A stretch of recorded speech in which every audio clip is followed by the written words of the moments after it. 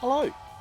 Today, I'm visiting what could be argued as one of the biggest backyard train sets anyone could build. Welcome to Ralliford.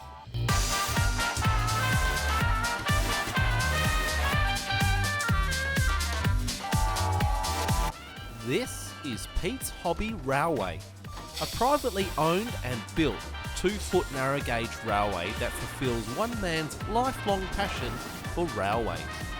With a band of close friends and volunteers, they have been progressively building this impressive full-size railway layout, as well as restore some locomotives and rolling stock to run trains on it.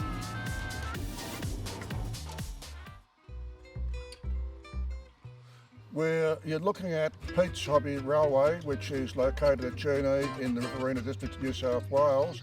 It came about because I relocated from Sydney. I sold for just over 1.1 million. I purchased a large block down here in Junee for just over $425,000, which left me a few $100,000 to play around with.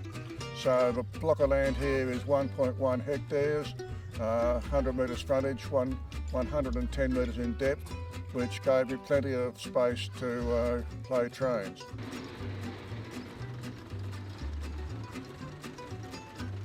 It started off bulldozing the site after having got approval from council, which took 12 months.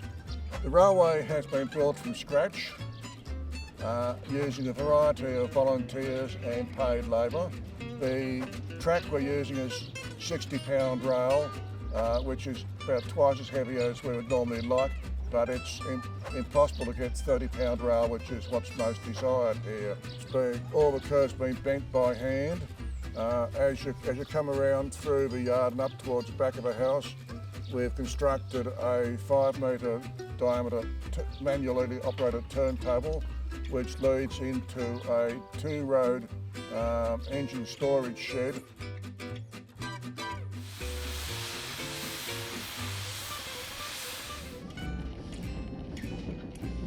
I've been collecting this type of train, 2-foot gauge X-cane fields, since roughly 1975.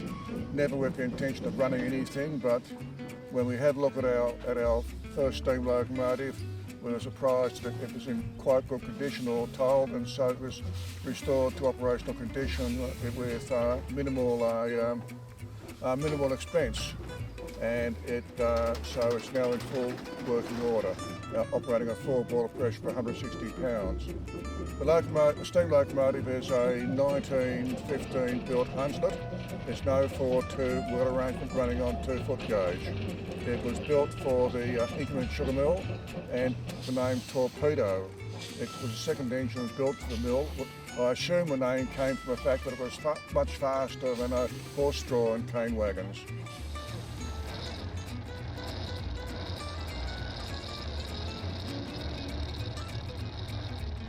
We also picked up a 48 horsepower Ruston diesel, which was to have been converted to a mobile lawnmower.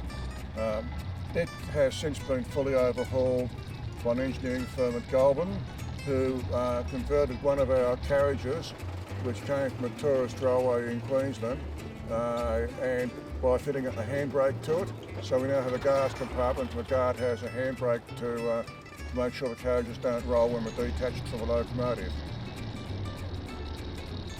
We've got roughly, probably 200 metres of track laid here now, and by the time that the layout is finished, it will be roughly double that length in the format, very, very roughly, of a double dog bone.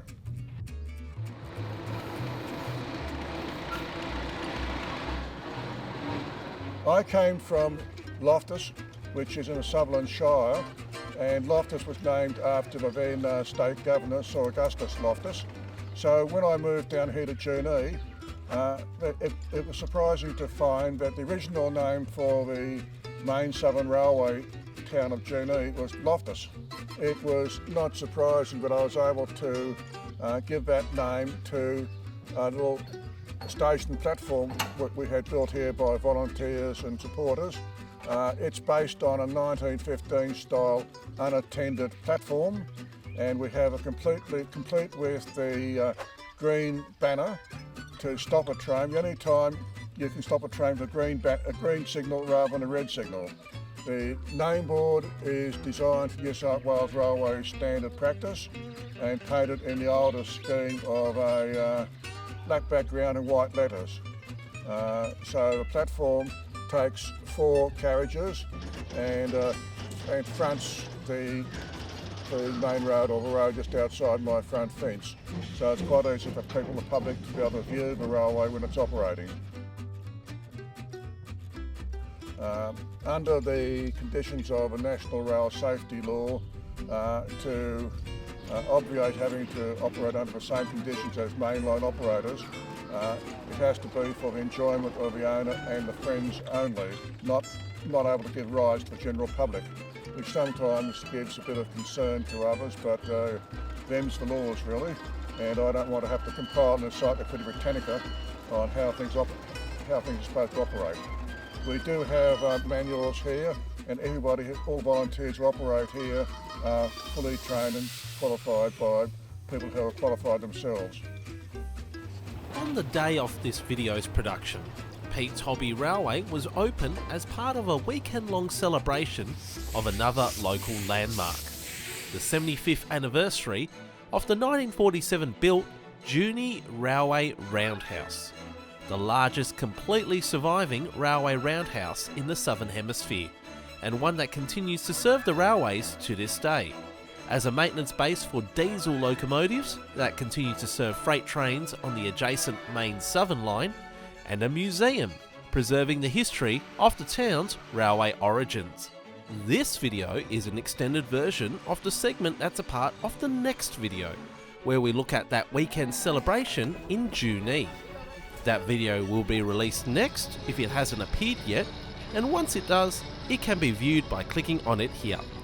Otherwise, if you've come from that video, I have more railway documentary style videos, click this one instead. If you like trains and railways, then I invite you to subscribe to this channel for more railway stories like this. And if you made it this far, thank you and good day.